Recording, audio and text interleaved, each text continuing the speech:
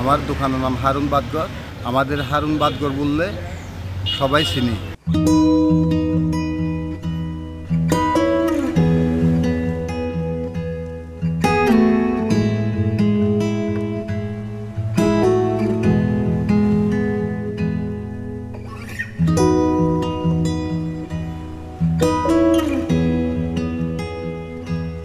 ঢাকা ঘটনা হওয়ার পর ধরা ডিবি হারুনের বাদঘর মনে করে সবাই। আসলে এটা ডিবি হারুনের বাদঘর না, আমাদের বহুত পুরাতন বাদঘর। এখানে পর্যটন আসলে এসে স্থানীয় ফলমল হয় এবং পর্যটনের হার একটু বেশি। আমাদের সবাই ঢাকা সিটার থেকে যারা বগানোর জন্য আসে এখানে ঢুকিয়ে খাই। যখন তখন পাক করি। আমাদের বাসি খাবার থাকে না। বাসি খাবার বলতে বাসি খাবার থাকে না, অরিজিনাল দেশি মুরগি থাকে আর হাঁসি থাকে আর আপনার গরুর মাংস থাকে, অরিজিনাল রূপচন্দাটা থাকে। মাছে আপনার শুটকি ভাতটা পাওয়া যায়, অরিজিনাল রূপচন্দা পাওয়া যায়। কোরাল বা এমন বড় আইটেমের কোনো এক আইটেমের মাছ থাকে রান্না পারলে।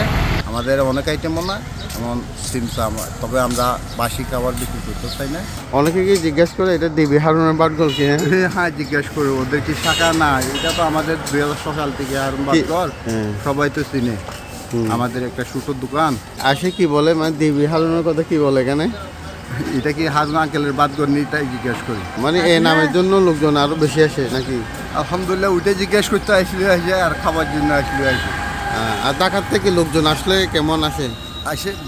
ঢাকার না সিটাঙ্গর জানি না, তবে সিভিলে আসে পর্যটক হিসেবে এসে আমরা সম্মান করি, করে খাইয়া সন্তুষ্ট হয়। খাবারের এই অরিজিনাল দেশি মুরগি, এটা মুরগি একটা 4 ভাগ করা, ওইটা এক পিস 240 টাকা।